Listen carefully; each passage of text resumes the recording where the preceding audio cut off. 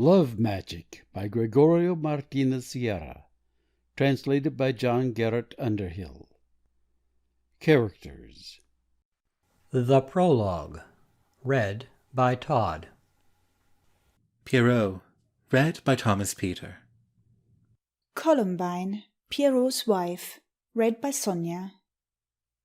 Pierrette, maid and confidant of Columbine, read by T.J. Burns. Polichinelle, an old magician, read by Adrian Stevens. Harlequin, read by Alan Mapstone. Little Girl, read by Jasmin Salma. Stage directions read by Larry Wilson. Rum-a-tum-tum, ladies and gentlemen. Although I am a marionette, I am the Prologue, and invested with so high a dignity, permit me to announce the subject of the comedy which is about to be presented, and to address you in eulogy of the personages who are to appear in it. Ladies and gentlemen, inevitably it treats of love. Love. Love.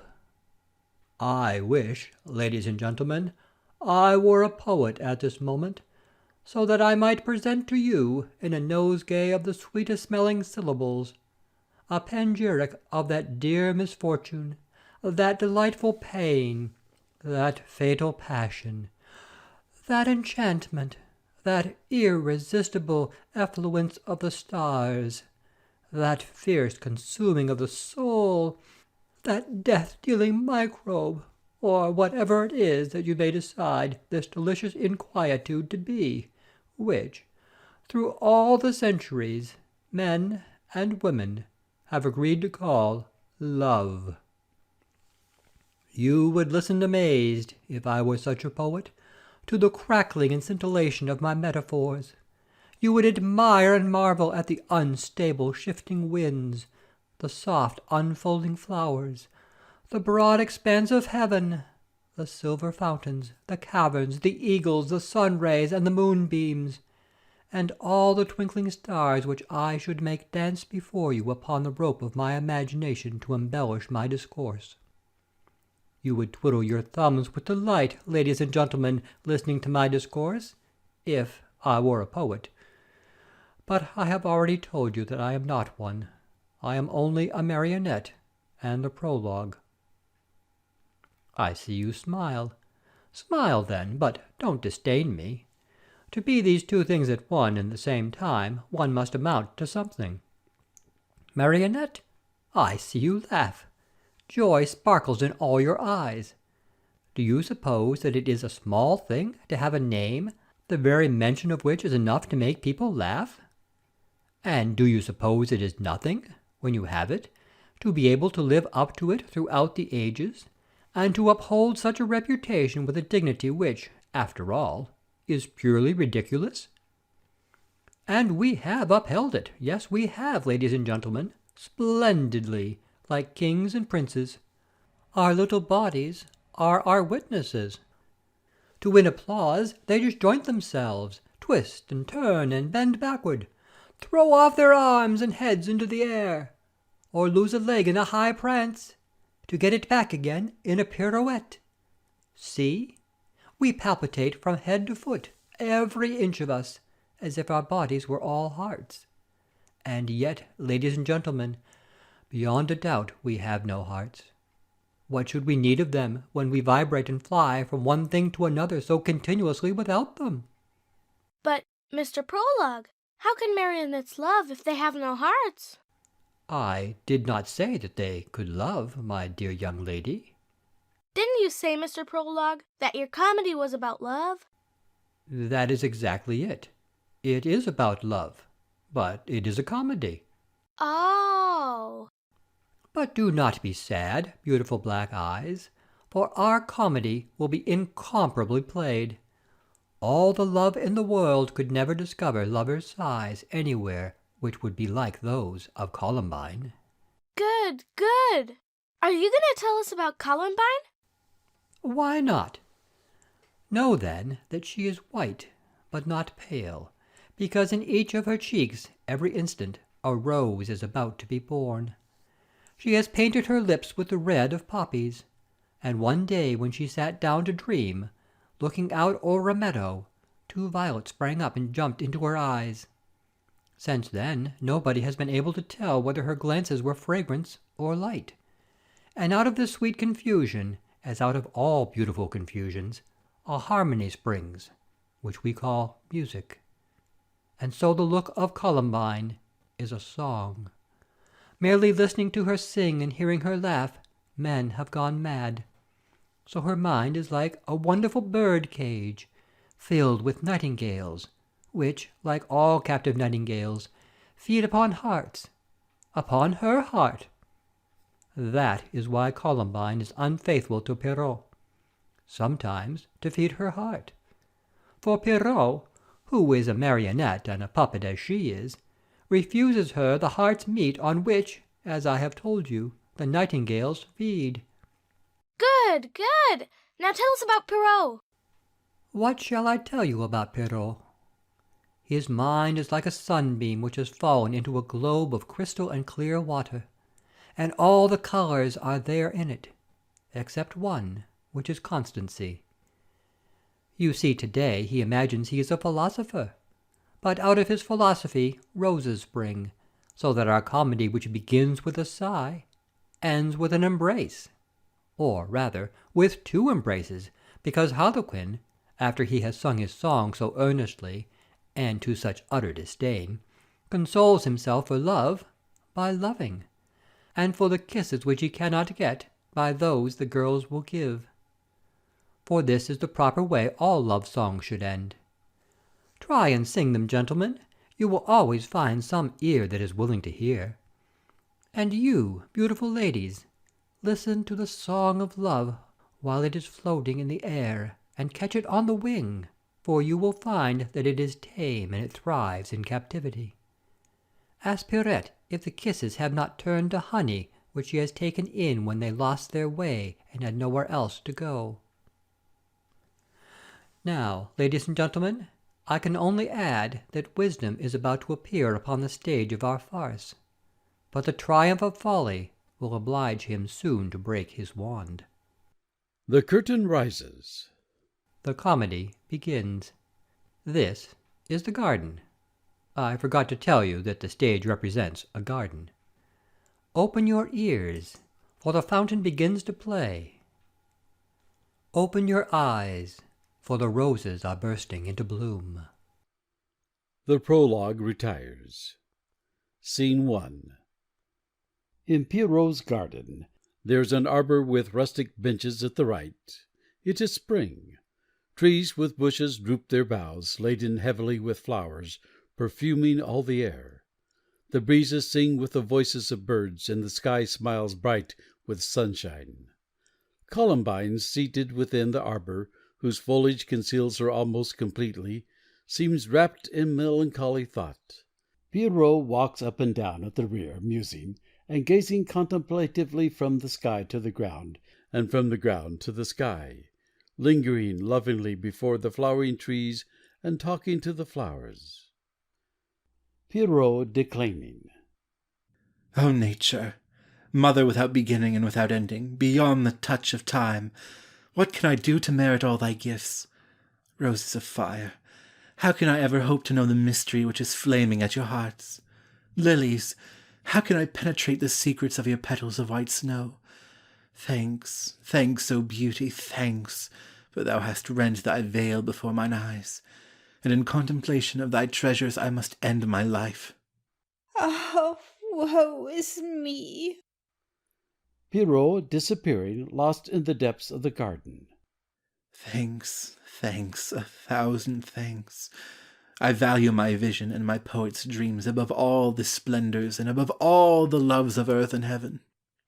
Oh, woe is me! Pierrette enters accompanied by Polichinelle. Enter, Signor Polichinelle, quickly. For now Signor Pierrot is wrapped in his meditations. He will not discover that you are here. Enter.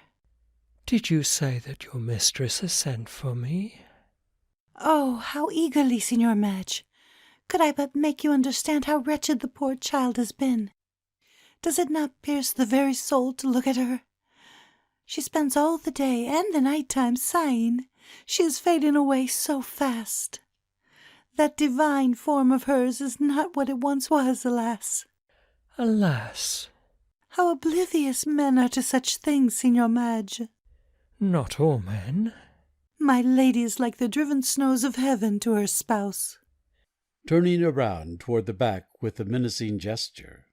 Ah, Signor Pierrot, Signor Pierrot. Hush. I think Columbine has discovered us. Columbine coming out of the arbor and advancing in tears towards Polichinelle. Ah, Signor Magician, how impatiently I have awaited your arrival. Polichinelle bowing.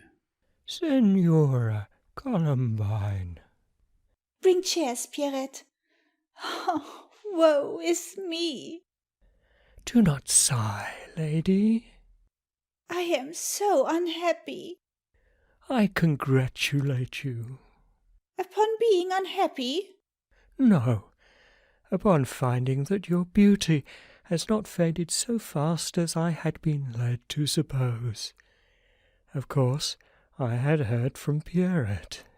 Pierrette returning with the chairs. What do you know about such things, you old dotard? Nonsense. I suppose a woman's beauty is like an article of religion in your eyes. There's no more to it than seeing and believing. Leave us, Pierrette. Pierrette, before retiring, she looks towards the rear, where it is to be supposed that she sees Piro. There he is now. Look at him, bending over the roses, and I dare say composing verses in their praise. I would hand him a bunch of roses if he had the honor to be my spouse.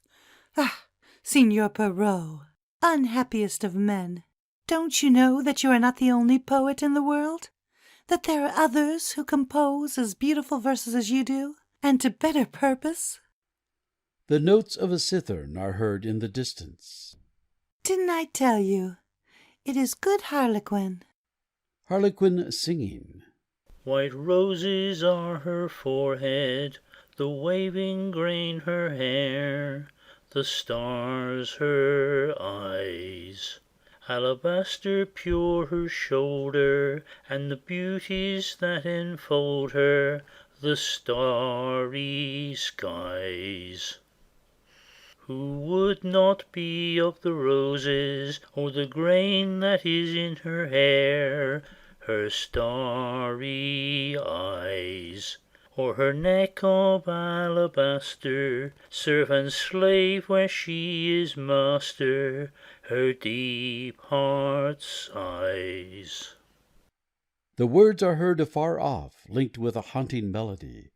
Pierrette listens, entranced, emphasizing them with gestures of approval. Columbine rises indignantly, the first stanza scarcely concluded, and presently addresses Pierrette. Pierrette! Lady?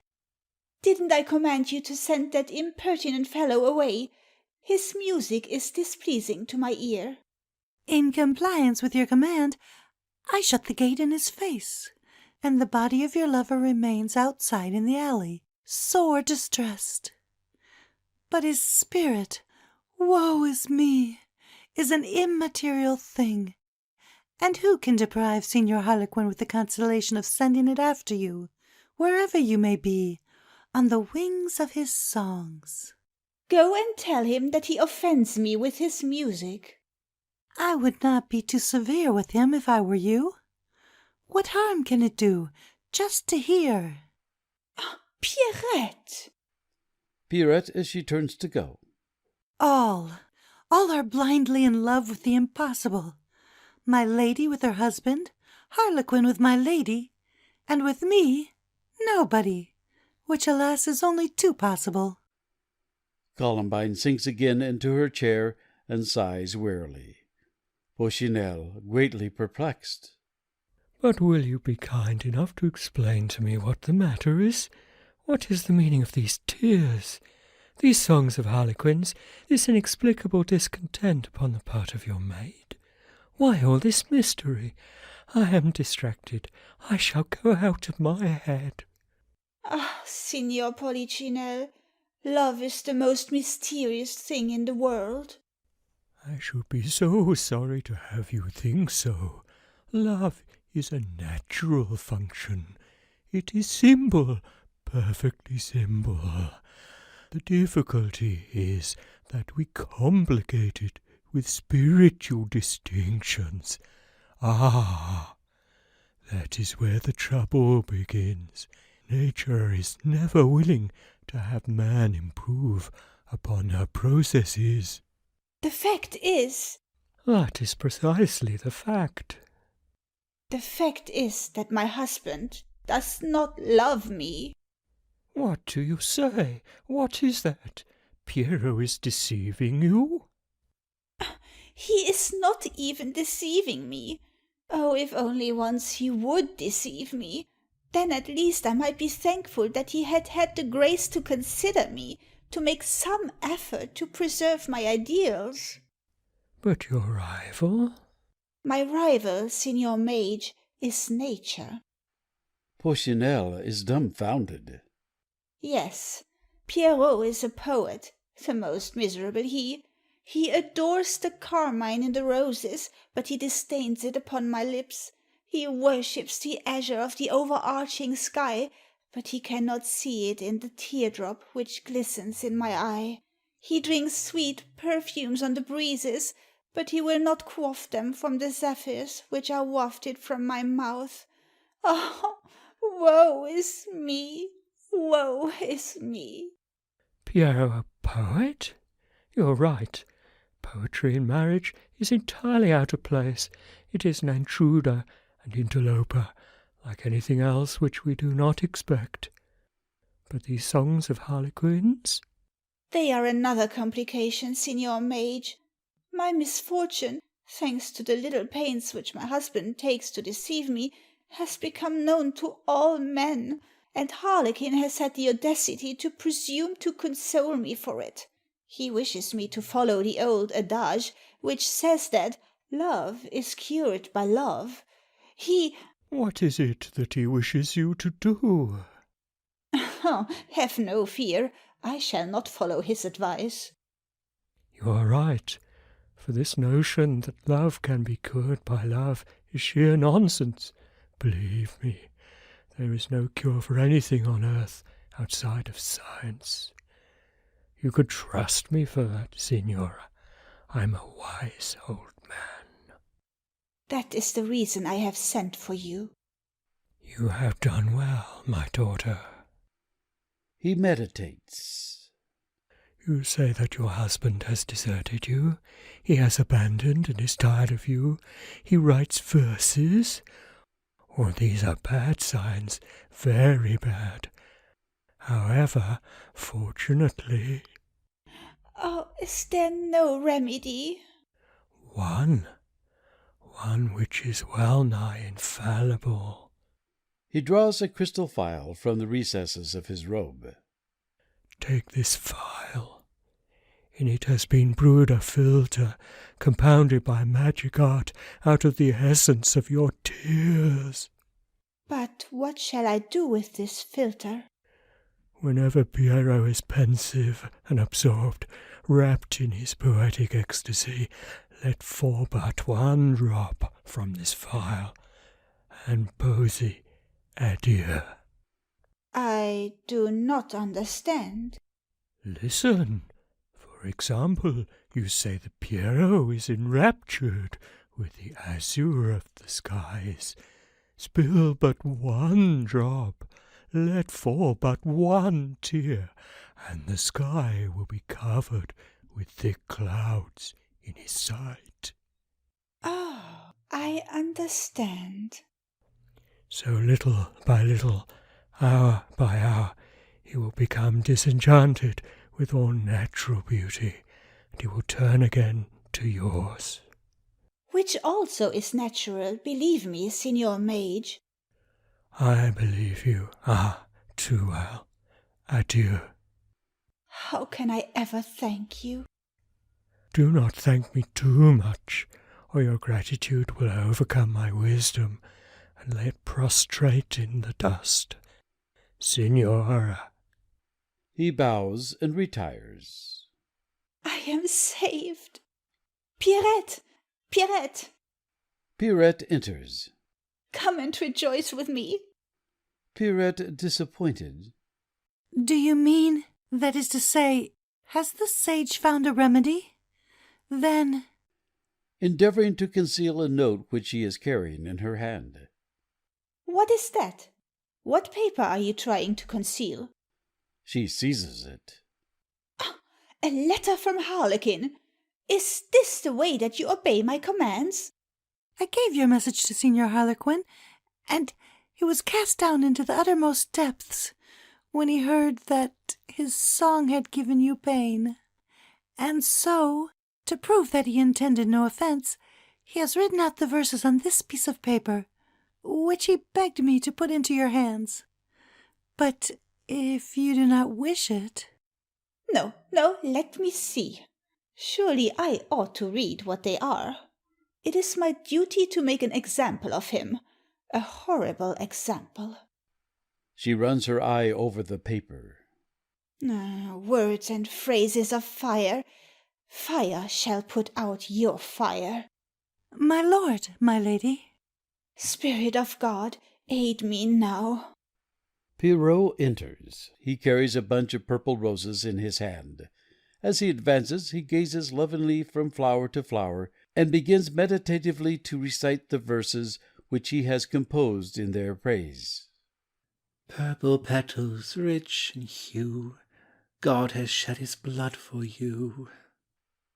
Columbine lets the first drop fall from the vial. Hey! Columbine running up to him. What is the matter? Thorn pierced my hand. My love, leave the roses, for they are full of thorns. She takes the flowers from Pierrot's hands and dashes them violently upon the ground. They leave a purple trail behind them as they pass through the air, and then fall their stems bare. Pierrot watches them fall and sighs heavily. Columbine flings herself into his arms. What are you thinking of? What is on your mind? Don't you know that my love is a flower that can never be stripped bare? Scene 2.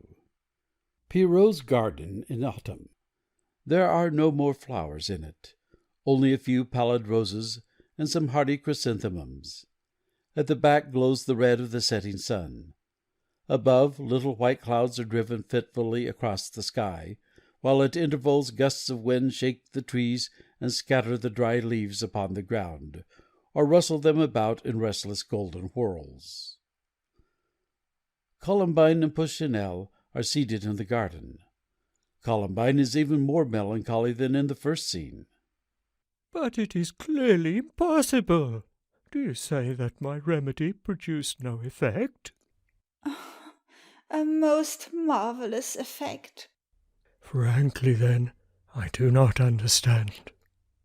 The remedy was worse than the disease. Pierrot has ceased to be a poet, but he has become a philosopher.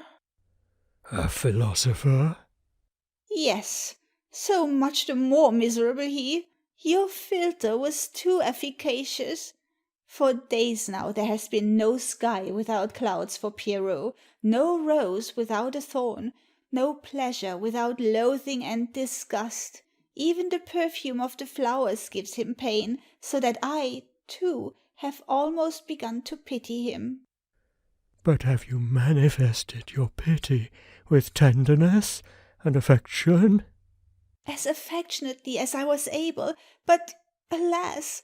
When my husband, disillusioned with the perfidies and imperfections of nature, turned to hate and despise them, he took it into his head that my beauty also was a natural thing, and it has been impossible to disabuse him of it. You can imagine the consequence. My lips seemed to him like roses, my eyes like the sea or the sky, my hair like the sunbeams. And not only that, but Pierrot has discovered in various parts of my person all the blots, scars, stains, blemishes, tempests, and storm clouds that afflict the universe or offend the sense of beauty. I am worse off than I was before, Signor Mage. A pause ensues. Have you no new remedy to prescribe for this new evil? It will be difficult, Signora Columbine. It seems that the spirit of your husband is obdurate to love. If you could only learn to forget, to resign yourself. Is that all your boasted science can do? Know then that I do not wish to resign myself. I wish to love. I am looking for a cure, not for consolation.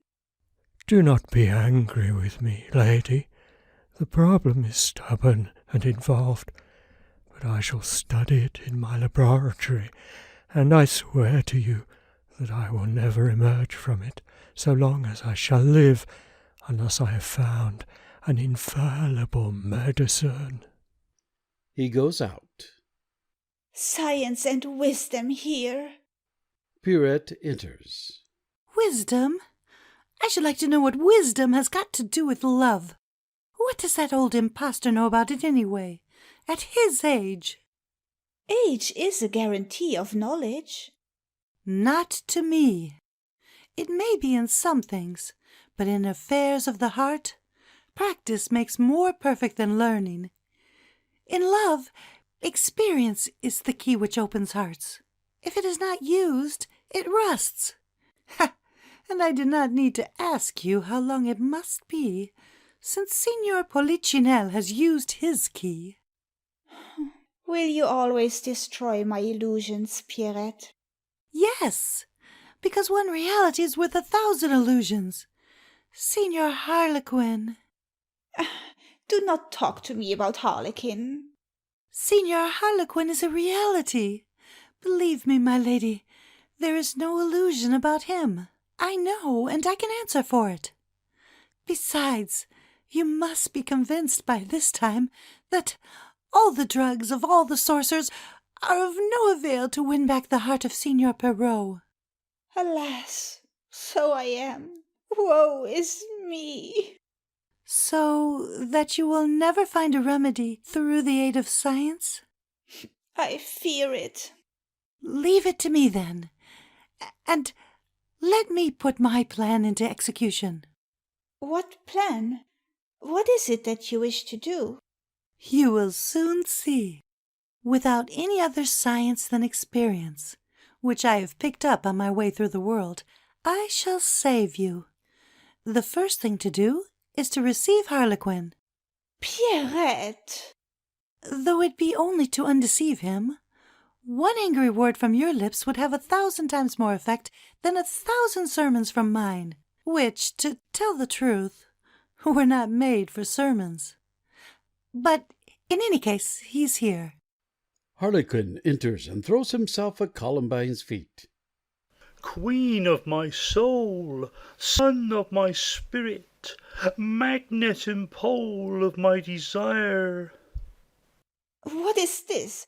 Rise. Pierrette, is this the way that you obey my commands?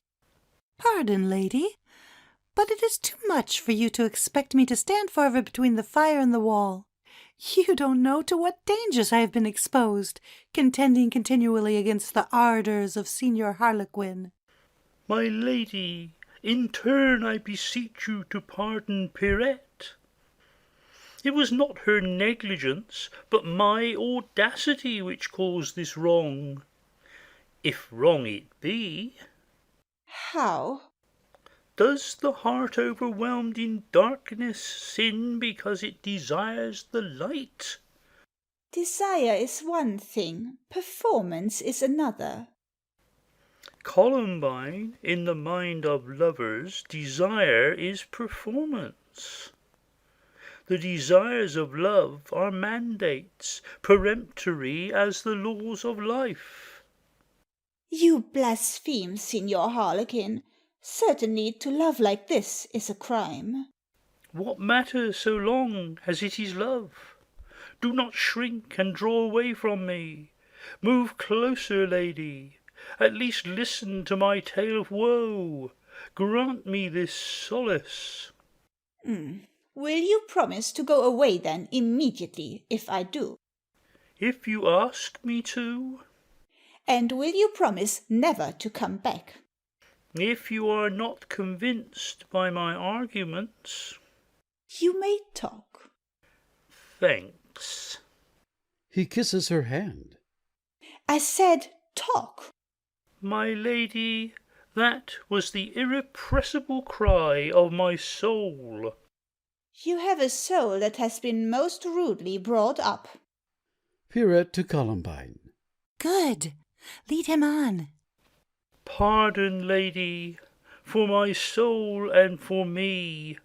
We have both hungered through so many ages for a sight of this glory, that now, when we find ourselves in your presence, my soul and I face to face, it is small wonder that we forget our ill fortune, and become boys again, and throw to the winds all sense of proper restraint. Which my dignity cannot excuse, Signor Harlequin. But your love and your sympathy ought to excuse it. Do you presume to talk to me of aught? Ought there not to be many oughts between you and me, Columbine? Oughts and never an ought not? Between you and me? You? Yes, Columbine, me, and you, for I am wretched for your sake. It is not for my sake. It may not be through your fault. I like that better. But it is the same to me. My misery is the same because I love you, Columbine. I love you. I love you so much that when I love you all I can, I hate myself, unhappy that I am, because I cannot love you more. I love you. I love you. I love you. Each time that he says, "I love you," he kisses her hands passionately. Columbine defending herself a little, but not displeased at heart. Not so loud, Signor Harlequin, not so loud. There may be an echo in the garden. They wander off at the rear, pursuing the debate, and disappear. I should never have believed it possible that the grief of my mistress would have been so difficult to console. Ah, me! Piro enters. He carries a book in his hand. He reads and meditates. To think that even in the dewdrops, the radiant tears of morning, there is a world of monsters, a contending universe of pain. To know that the smiling verdure of the fields is but the mask of foul decay, the immortal beauty which we love, the veil and dull similitude of death. He paces back and forth, absorbed in his meditations. Pierrette approaching him sympathetically. Signor Pierrot? Who speaks to me? Ah, is it you? Why are you smiling? Why are you so happy? Signor, life is beautiful. Do you know what you bear within? A skeleton, a void, nothing. A pause follows. Where is your lady? She was here a moment since, so wretched over your philosophy. She was in tears. But now she is consoling herself. That is to say, she has company. Signor Harlequin. Harlequin? A most extraordinary young man. Proud, handsome, amorous. What is that? And an excellent poet. My lady could not possibly have chosen better company. What do you say? Why do you tell me these things? Because they are true. What makes you look at me like this? I was counting sadly the wrinkles which philosophy has dug into your brow. Tell Columbine that I wish to see her. Do you think it will be wise to interrupt them now? Is she so intent upon that visit? Look and see. There they are. Piro retires and peers through the shrubbery. Do you see anything? That Harlequin is a fool. Oh, no, he is not. Why, all the while one is with him, he has such winning ways. Columbine laughs. Ha ha! My lady laughs. Poor lady, it is so long since I have heard her laugh.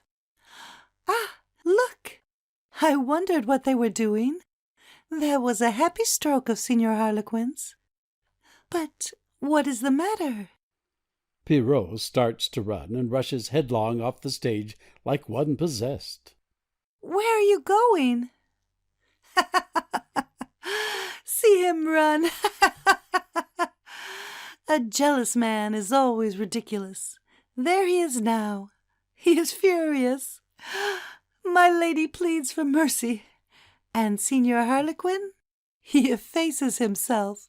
He fades modestly out of sight. Ha! I'm sorry for that man. The sound of rude voices is heard in the garden.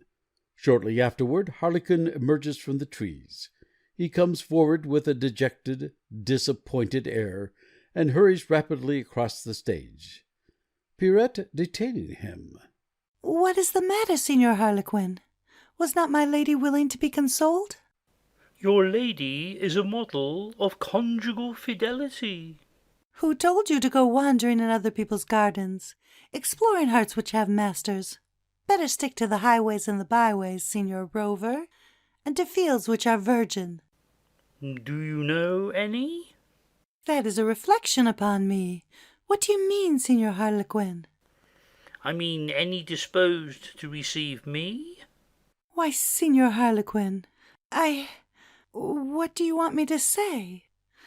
I am a young and inexperienced girl, but I am sure that there must be someone, perhaps not so very far away. You know what the song says, when you least expect it. And I never expected it. Don't look at me like that. A pause ensues. Pierrette's eyes become eloquent in the silence of her lips, and pronounce a significant discourse. Harlequin with sudden resolution. Could you love me, Pierrette? Do you think I win my victories through other people's arms? Don't be cruel. My lady is much more beautiful than I. Illusion. The beauty of woman is all of one great store, one vast and perfect body, in which every woman is but an individual part. Your lady is beautiful. You are as beautiful as she, both different parts of the same great beauty. But I wonder, just what part of this great beauty that you tell me of am I? From what I feel, you must be very near the heart. They embrace. Piro and Columbine re-enter and advance into the garden. They also are locked in an embrace, and gaze steadfastly into each other's eyes, full of happiness. Swear to me that you are telling me the truth, Pierrot. I swear it. The fear of losing you has revealed to me the truth that your love was the soul of my life. Your words are the most beautiful of poems, and your embraces the most enduring of philosophies. Polichinelle entering precipitously with a phial in his hand. Signora, here is the philtre, the love magic, the true, the infallible medicine.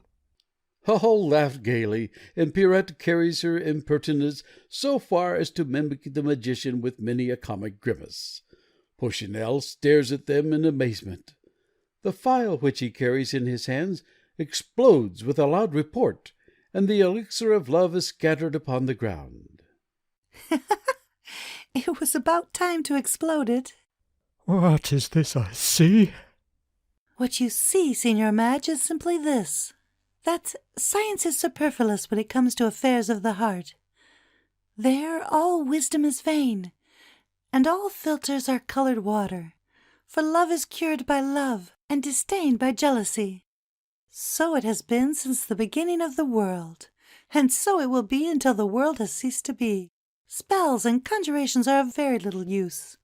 The love that has fallen asleep through excess of good fortune is not to be awakened again without the menace of another love, which is more passionate, and which burns like youth's fire. That is all there is to it. My master was asleep because my lady loved him too much, and he has waked at the fear that she might cease to love him so. Don't you see? What I see? But pointing at Harlequin. Wasn't this gentleman also in love? Head over heels. You can surely see it. Polichinelle protesting. But not with you? He thought not himself, but he soon found his mistake, through my assistance, and the force of circumstances. Although I am a young man, Signor Polichinelle, and a poet, I too have my philosophy, and in the first chapter there is this a maxim: he who refuses to console himself for the kisses which he cannot get by those the girl will give is mad entirely. The sorcerer is scandalized, takes to his heels, covering his ears with his hands, then throwing his arms into the air, brandishing them wildly. Soft, sweet music sounds, and the two pairs of lovers begin a slow and stately dance. Curtain. End of Love Magic by Gregorio Martinez Sierra. Translated by John Garrett Underhill.